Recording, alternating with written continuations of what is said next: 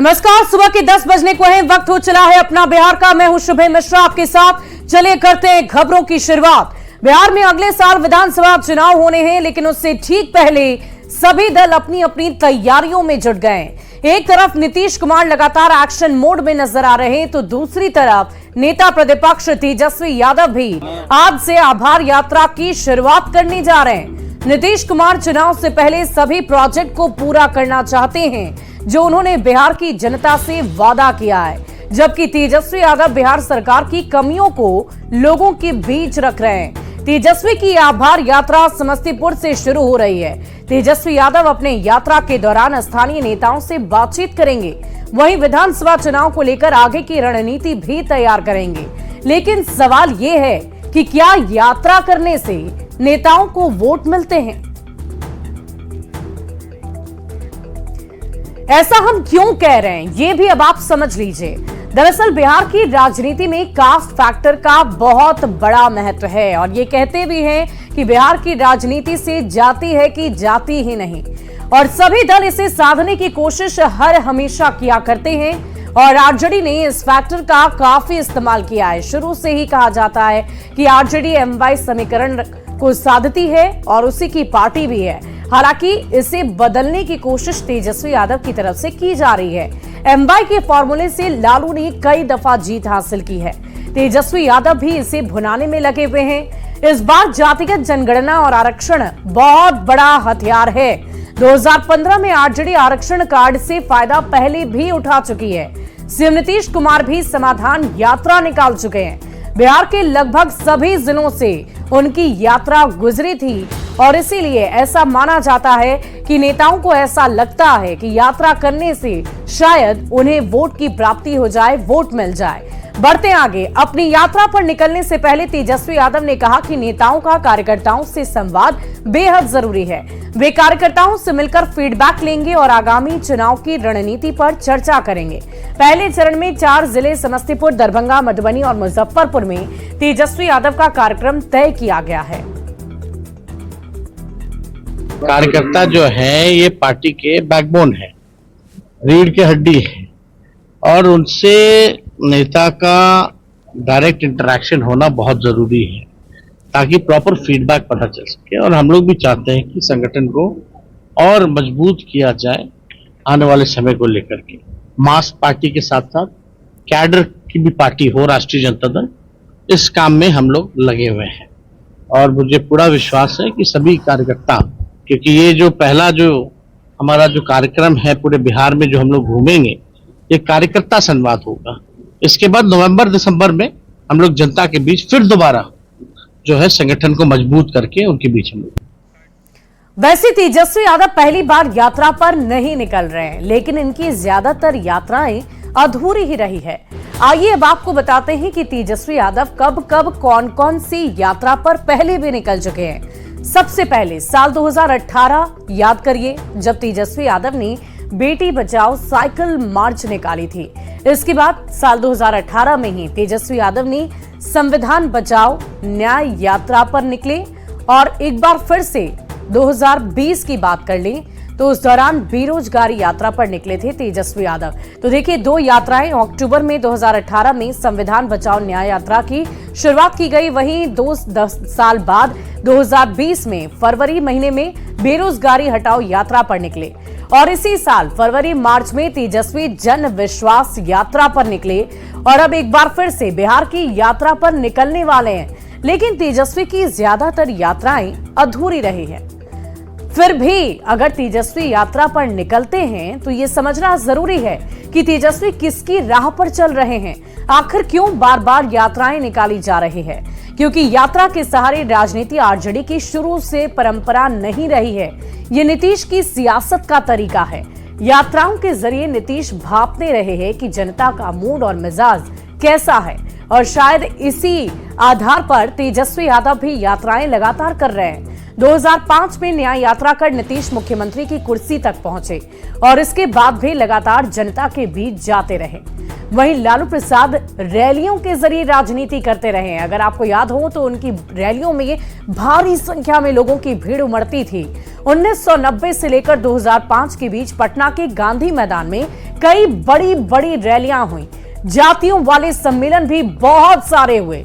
लेकिन तेजस्वी अब नीतीश वाला फॉर्मूला अपना रहे हैं और इसी फॉर्मूले के तहत वो भी यात्राओं पर निकल रहे हैं। और समझिए कि वो कौन कौन से मुद्दे हैं जिन पर तेजस्वी सरकार को घेरेंगे।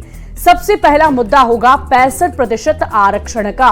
आरक्षण को लेकर लगातार आरजेडी की तरफ से प्रमुखता से आवाज उठाई जा रही है, जिसे पटना हाईकोर्ट ने असंवैधानिक करार दे दिया है और सुप्रीम कोर्ट ने इस पर अंतरिम रोक लगाने से इनकार कर दिया है। इस मुद्दे को लेकर आरजेडी ने 1 सितंबर को धरना प्रदर्शन भी किया था। दूसरा मुद्दा है बिहार को विशेष राज्य का दर्जा देने की। केंद्र ने नीति आयोग की रिपोर्ट का हवाला देते हुए बिहार को विशेष दर्जा देने से इनकार कर दिया है।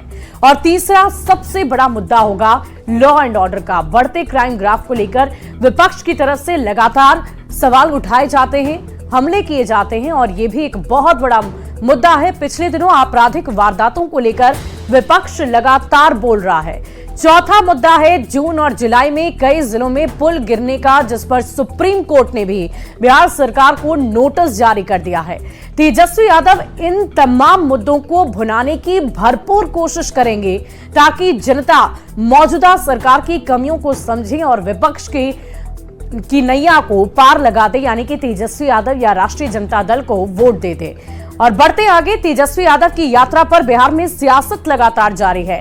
बीजेपी का कहना है कि तेजस्वी यादव सिर्फ अपने कुछ दरबारियों के साथ घूमने जा रहे हैं। वे आम जनता से नहीं मिलेंगे क्योंकि उनमें जनता के सवालों का सामना करने की हिम्मत नहीं।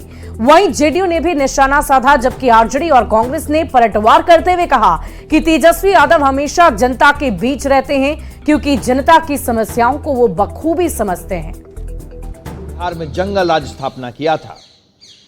कार्यकर्ताओं के बीच जाने की बात तेजस्वी इसलिए कह रहे हैं कि तेजस्वी तो लेजर ट्रिप पे जा रहे हैं, अपने कुछ दरबारियों के साथ घूमने जा रहे हैं।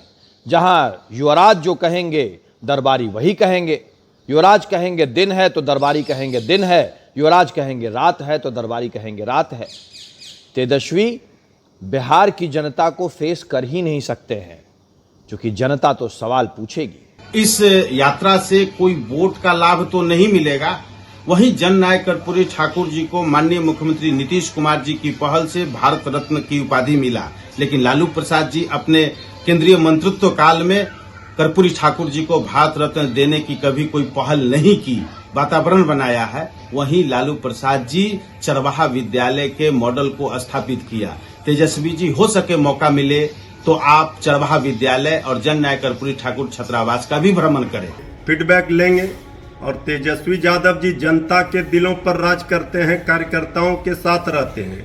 विपक्ष क्या सवाल खड़े करेगी, न जनता से मतलब है न कार्यकर्ता से मतलब है।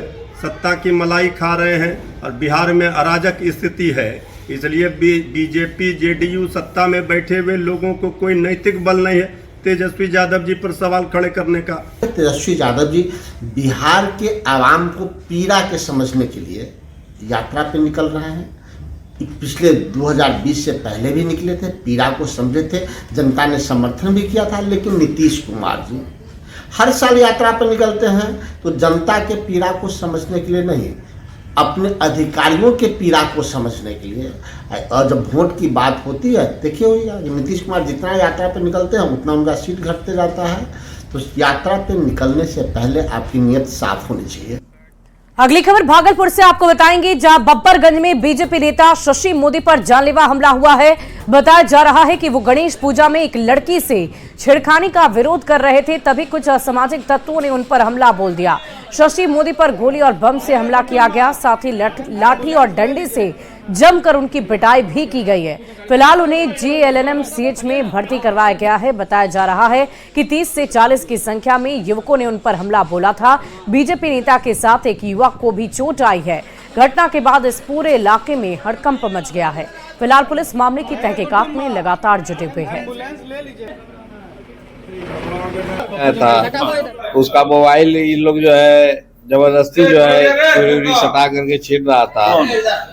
चौधरी डी का लड़का सर, उसी में जो है वो हल्ला करने लगा तो जो है सब समिति का लड़का सब दौड़ा, तो उसी में जो है उन लोग को जो है दंडित किया गया। उसी का बस ये सब परिणाम है और कुछ नहीं है। किसको किसको मारा है? आपको और किसको मारा? हम तो सर बैठे हुए थे, शशि मोदी को देखे हम, तो हम भी वहाँ पे थे, तब तक हमको आगे 3-4 लाठी ऊपर से मारा। मैं एसएसपी महोदय से अनुरोध करती हूँ कि इस प्रकार से शशि जी जो एक सामाजिक कार्यकर्ता है, राजनीतिक कार्यकर्ता हैं, सरेआम इस ढंग से अगर उनके साथ ऐसी घटना हुई है तो जल्द से जल्द अपराधियों की गिरफ्तारी हो और उन्हें सजा दी जाए कानूनी प्रावधान के तहत जल्द से जल्द। और अगली खबर आपको आरा से बताएं, जहां वीर कुंवर सिंह विश्वविद्यालय में परीक्षा के दौरान चीटिंग का विरोध करने पर लात घूसों से शिक्षक की पिटाई कर दी गई है, जिससे शिक्षक डॉक्टर शुचि स्नेहा घायल गंभीर रूप से जख्मी हो गई हैं। हालांकि बाद में शिक्षकों के समझाने बुझाने के बाद छात्राएं परीक्षा देने के लिए तैयार जरूर हो गई। कॉलेज के परीक्षा नियंत्रक ने बताया कि चीटिंग कर रही छात्राओं को रोका गया तो छात्राएं लगातार हंगामा करने लगी, जबकि छात्राओं का आरोप है कि शिक्षक ने उनके साथ बदसलूकी की और उनके साथ मारपीट भी की गई। इस पूरे मामले पर पुलिस ने शिकायत दर्ज कर आगे की जांच पड़ताल जारी रखी है। वहीं नवादा के गोविंदपुर में मोबाइल ब्लास्ट होने से हड़कंप मच गया है। इस ब्लास्ट में सास और दामाद गंभीर रूप से झुलस गए, जिन्हें इलाज के लिए अस्पताल में भर्ती किया गया। बताया जा रहा है कि युवक अपनी पत्नी के साथ ससुराल गया था, जीन्स के पैकेट में अपना मोबाइल रखा था और तभी मोबाइल अचानक ही ब्लास्ट हो गया। दोनों घायलों को अस्पताल में भर्ती किया गया है। तो नवादा से ये बड़ी खबर आपको बता रहे हैं, जहां पर जीन्स में रखे पॉकेट में मोबाइल अचानक ब्लास्ट हो गया, जिसकी वजह से युवक जख्मी बताया जा रहा है। कपड़ा चेंज कर रहे थे, चेंज करने वक्त पैकेट में फ़ोन रखे और उसी समय ब्लास्ट कर दिया। और अगल बगल भी आदमी था, उसमें मेरा सास भी जख्मी और हम मेरा पैकेट के अंदर ही फ़ोन ब्लास्ट कर दिया।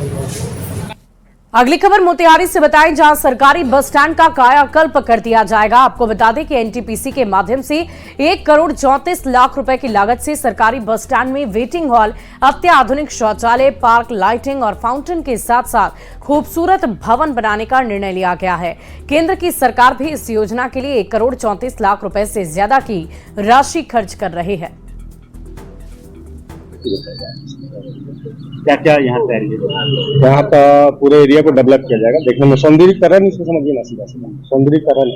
क्या क्या मतलब जो पैसेंजर एमिनिटीज है उसको बढ़ाया जाएगा। उसके बाद जो ये रास्ता धूल मिट्टी है ये सब आपको एकदम clean, neat and clean develop मिलेगा।